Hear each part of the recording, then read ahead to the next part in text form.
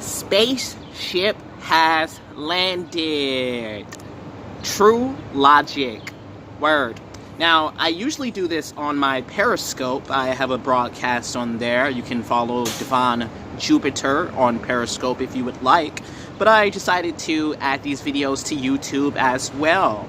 It's a series of discussion topics ranging from politics to culture to history to society, various other topics and subject matters. I try to go as in-depth and detailed as possible as far as factual information is concerned, and I try to be as intriguing and as insightful and as original as possible as far as personal opinions and expressions concerned. Now, obviously, I'm the one doing this, so I'm tooting my own horn, but I think these are some dope discussions that are definitely worth listening to. Anyways, okay, so today I'm going to get into a discussion of these new allegations against Martin Luther King and what they actually mean. And what do I mean? For those of you that are unaware, there's been new public information released about Martin Luther King from the unsealed FBI documents. For those of you that are also unaware of that as well, during the Civil Rights Movement, Martin Luther King was followed and consistently surveyed by the FBI, right? They recorded surveillance on him, followed him around, several things like that, right? Allegedly, they became aware of his many extramarital affairs and even attempted to blackmail him with that information that they had, right? Now, as far as sources go, this information for me is via Politico, from an article written by a Rutgers politics and history professor named David Greenberg. All right. And according to this article, FBI documents read by David Garrow, who is a Pulitzer Prize winner and Martin Luther King biographer. These documents were released as part of the J.F. Kennedy assassination records. I'm not even away, am I? These documents were released as part of a John F. Kennedy Assassinations Records Collection Act of 1992. Now, I have no idea what the JFK Assassinations Records Collection Act of 1992 is. However, I did Google it, and it says that this act directs the National Archives and Records Administration to collect copies of all U.S. government documents relating to the 1963 assassination of John F. Kennedy. And I guess there were documents that the FBI had also collected in terms of their surveillance of Martin Luther King in there as well. Initially, these documents were sealed. They have now become unsealed. All right. And according to Politico, this new information is on allegations against King are from surveillance intercepts, right? So these isn't the actual surveillance recordings themselves. It's from notes that were taken on those recordings, right? The original surveillance tapes themselves of Martin Luther King are still sealed, and they will be sealed until 2027, right? All right, so that's just a little bit background information about the sources and so forth and where this information is coming from for those of you that would like to do some research of your own, right? So what are some of these new allegations that have been brought against Martin Luther King? One of them is actually quite a damning allegation, especially for a man who's upheld to such moral qualities and standards as Martin Luther King, right? And this allegation alleges that King was present in a hotel room while a friend raped a woman, right? Now, this is from The Guardian, authored by Donna Murch, who is apparently an associate professor of history at Rutgers. And this incident in question occurred at the Washington, D.C. Willard Hotel, right? According to sources, it was a Southern Christian Leadership Conference. Members and parishioners and some of King's friends were at this hotel. King and a few of his friends were in a hotel room with parishioners, and him and one of the alleged rapists, who is being identified as the Reverend Logan Kearse. I have no idea who that person is actually, and didn't bother looking that up now that I think about it. But, okay, this is how the situation allegedly played out. Kearse and Martin Luther King were in a hotel room, the Willard Hotel in D.C., in Washington, D.C., with parishioners. And one of them was a female parishioners. While they were in the hotel room, King and Kearse began discussing their sexual preferences and attitudes about some of the parishioners and what they were going to do to them. Well, one of the young women that was in the room with them during this conversation expressed her disagreements with their attitudes. According to these FBI surveillance intercepts, that is when Logan Kearse immediately proceeded to forcibly rape this woman, apparently in some twisted power attempt to display to her, if you don't approve of doing it to women, I'll do it to you anyways. Horrible, horrible thing. And even more so, according to this document as well, not only did Martin Luther King fail to attempt to stop Logan Kearse from raping this woman, but he actually sat there and cheered and egged him on and gave him advice.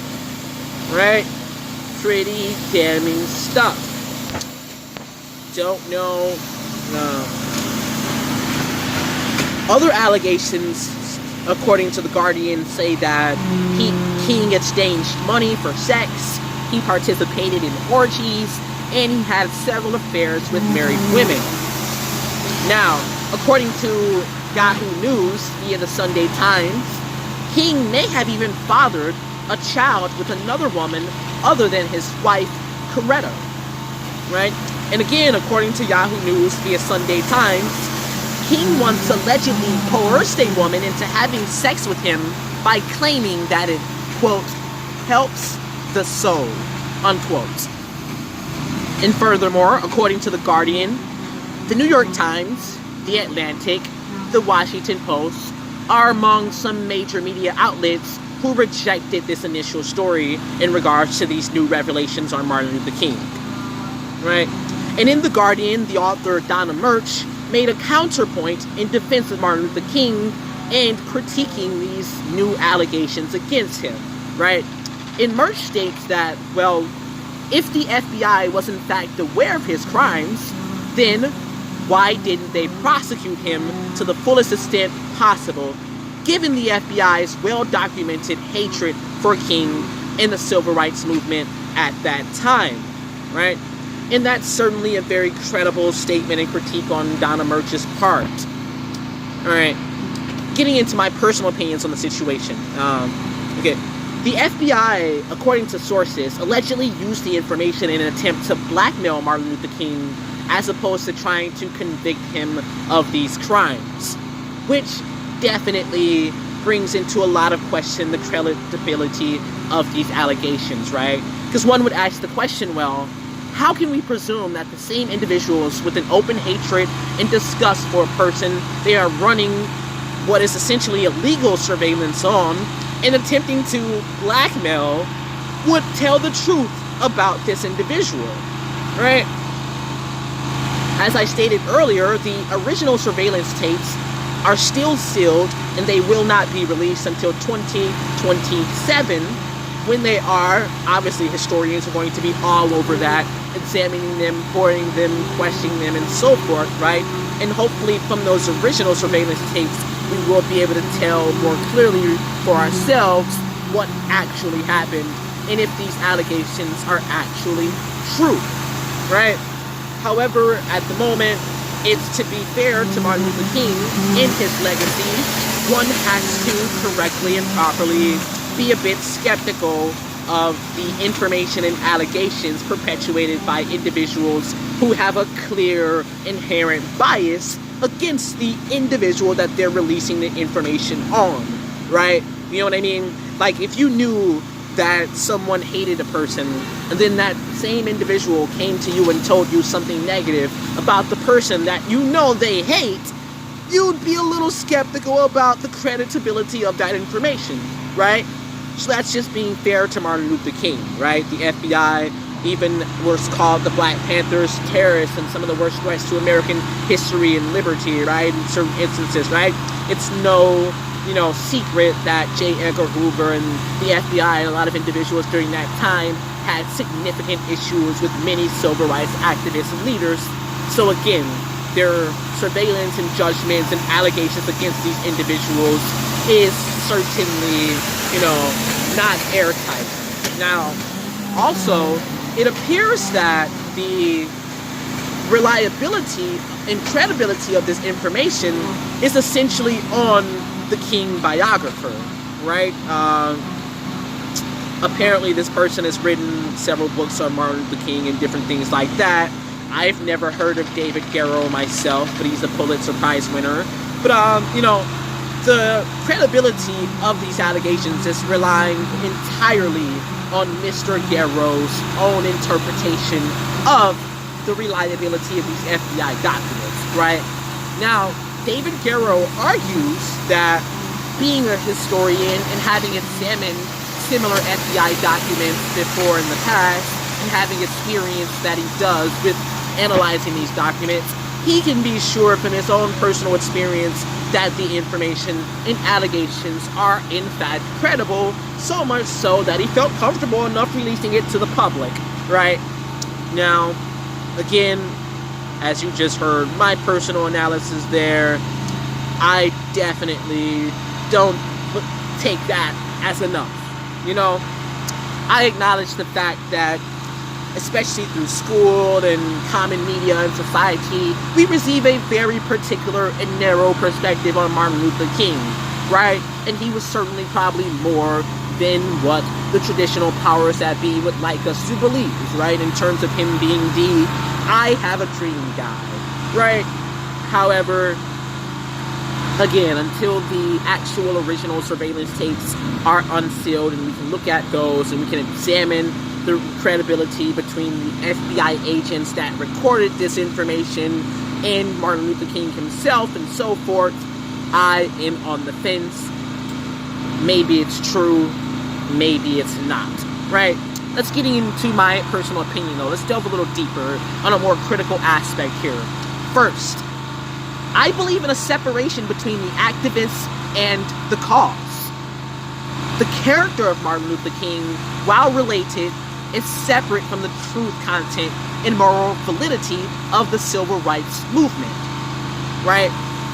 This further highlights the error in focusing more on the qualities of a charismatic leader than on the content of the issues at hand.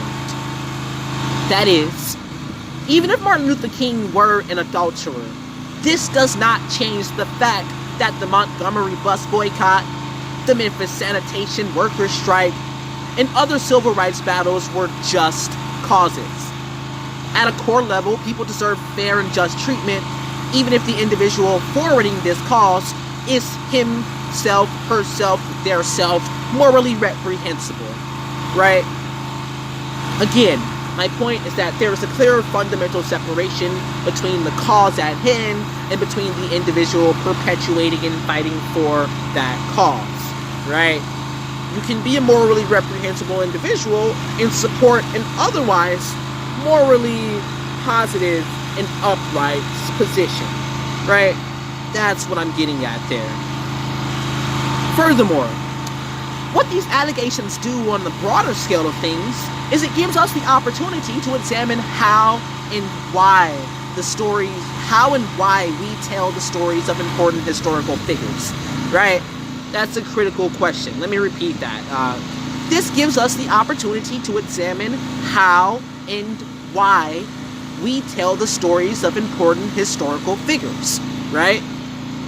Do we mistakenly frame an individual around the cause they are fighting for, assuming a just cause entails a just proponent, right? Which certainly says a little more about us in that capacity than it does about Martin Luther King himself. After all, one might argue from a highly, unbiased devil's advocate perspective that Martin Luther King himself never expressly said the words, at least from as far as I know publicly, I'm not a rapist, Yet, we assumed, because this individual who spoke so eloquently and powerfully and did these just acts on behalf of civil rights and human rights would subsequently himself fully and totally embody those principles and live them out. Which, again, may simply be a fundamental misunderstanding and misinterpretation of human behavior and psychology on our own parts, right? I mean, Mahatma Gandhi allegedly was a pedophile and a racist, right? Now, does that delegitimize the cause that he was fighting for on behalf of, the independence of India from Great Britain? No, not really. Those are two separate discussions, right? However, if these allegations against King are true, then obviously King is one of history's most biggest hypocrites and con men to some degree, right? A true proponent of human rights is fundamentally and necessarily against such heinous acts as rape, which are ultimate violations of personhood, right? So if you support human rights, you certainly can't support rape. Like, they don't go hand in hand at all. So if you claim to be a proponent of human rights, yet you're also in a hotel room chanting on your friend while he rapes a woman, it doesn't get more disgustingly hypocritical than that, right? I mean, there's nothing much more to be said in that capacity, right? I mean, he would have to be one of history's biggest hypocrites and con men, period, if these allegations are in fact true. That's what he is, and that's what he was, right? However, it's still too soon to reach conclusions until the original surveillance tapes are released, as well as other corroborating evidence, right? Because again, given the fact that the FBI did have heavy biases against Martin Luther King at this time, I'm not sure if I'm willing to even take the original surveillance tapes themselves as credible evidence that these allegations are true. But, as I said, they're sealed until 2027, right? Leave some comments, be sure to subscribe, let me know what you think. What do these new allegations against Martin Luther King say about his legacy, and what do they say about the overall civil rights movement, if anything? Spaceship blasting off.